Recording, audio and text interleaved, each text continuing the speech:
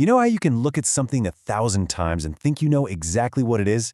Well, today, we're going to jump back in time to an era when one of the most familiar objects in science meant something completely, totally different. Let's dive in. All right, take a good look at this. Now, today, we'd all instantly say, oh, that's an ammonite fossil, no question. But I want you to imagine for a second that it's the 1500s. You're a naturalist, and you've just dug this weird coiled stone out of a field. What is this thing? Is it some kind of snake that got turned to stone? A bizarre mineral that grew in a spiral? Well, the answer is probably not what you're thinking. Get this. In the 16th century, the word fossil just meant something dug up. That's it. Yeah. Literally, it could be a gemstone, a weird-looking rock, a crystal, and yeah, even things that kind of looked like they used to be alive. This one simple fact, this definition, changes everything, and it's the key to a really fascinating scientific mystery. And our guide through this kind of weird, wonderful world is the incredible 16th century naturalist Conrad Gessner. In 1565, he published his book On Fossil Objects, and it wasn't just a boring catalog of rocks. It was a snapshot of this wild, confusing moment in science when the whole idea of a fossil was still up for grabs. All right, so let's actually step into this world of fossils and try to see things the way someone like Gessner did. You see, the big problem back then wasn't just a simple yes or no question of, is this a dead animal? It was about trying to make sense of this huge, chaotic spectrum of stuff they were digging out of the ground. They had to figure out what was what without any of the tools or knowledge that we just take for granted. Okay, so let's start with the easy stuff, right? On one end of their spectrum, you had things like marble, crystals, and gemstones. Everyone pretty much agreed on these. They were inorganic, they grew inside the earth, sure, but they were never alive. Simple enough. But then, way over on the other end of the spectrum, you had these objects that you just could not ignore. I mean, things that looked so uncannily like shark teeth, or seashells, or bones, that the resemblance was just screaming at them. This is where the really tough questions started popping up. And here's the kicker. Most of the fossils they found weren't clear-cut at all. They landed in this massive, messy, confusing middle ground. Think about a really badly preserved fossil, or just a little fragment of one.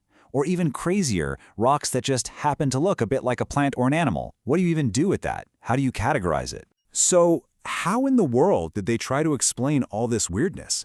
And you might think, oh, it was all superstition and magic. But nope, not at all. They were working with some really sophisticated, rational theories. Look, it's so easy for us to sit here and call their ideas primitive, right? But you've got to understand, they were using the best intellectual tools they had, major philosophical systems from thinkers like Aristotle and Plato. They were building these really logical arguments for how a stone could end up looking exactly like a shell without ever being a shell. And this lays out the two big rival ideas beautifully. The Aristotelian view was that maybe seeds of organisms could get into the earth and then they'd start to grow, but using stony matter instead of flesh and bone. So you'd get a perfect stone replica. Then you had the Neoplatonic idea, which is even more mind-bending. They believed in this cosmic molding force, a vis plastica, that created echoes and patterns throughout the universe. So a stone didn't become a shell, it just imitated the form of a shell as part of this grand cosmic design. And both of these were seen as totally rational explanations. So we have these two big competing ideas, a real intellectual standoff. How did science break the stalemate? Well, the answer wasn't a new theory. It was a whole new toolkit, thanks to our guy, Conrad Gessner. What's so brilliant about Gessner is that he didn't just write a paper that said, hey everyone, you're wrong, these are just dead animals. No. Instead, his real genius was in his method. He created a set of tools that would let people actually investigate, compare, and talk about these things in a systematic way for the first time ever. And his toolkit basically had three game-changing parts. First, using illustrations and using them systematically. Second, creating museum collections to hold on to the physical evidence. And third, building huge collaborative networks to share all this new information. Let's start with the illustrations, because this was a huge deal. Gessner himself put it perfectly. I mean, think about it. How do you describe some bizarre, lumpy rock with just words? What parts are important? What parts are just random breaks? It's basically impossible. But a picture changes the entire conversation. And if you really want to see what a difference this made, just look at Gessner's work next to one of his famous predecessors, a guy named Agricola. Agricola's 1546 book had 0 pictures, none, just pages of text. Were you and he even talking about the same weird rock? Who knows? But with Gesner's woodcuts, suddenly a scholar in Zurich and another in Rome could look at the same image and be on the same page, literally. It was a revolution in sharing data. But the other tools were just as crucial. Gesner knew a picture wasn't the whole story. You needed the real thing. So he pushed for people to create collections, museums basically, these physical libraries of evidence that other scholars could actually come and study. And he didn't try to do it all by himself. He built this massive network of people all over Europe, asking them to send him drawings and specimens. He was essentially crowdsourcing the science of natural history.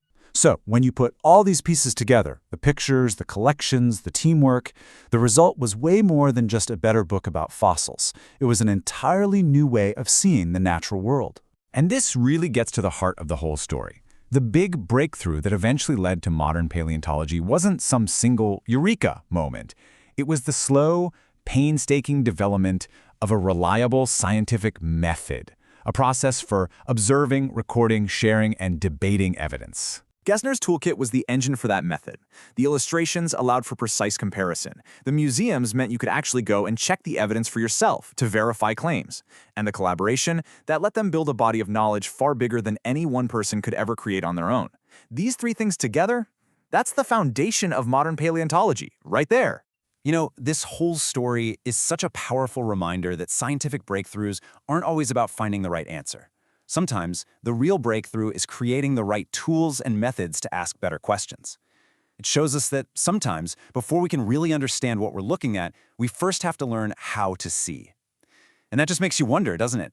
What are the complex things we're looking at right now that we still haven't quite learned how to see clearly?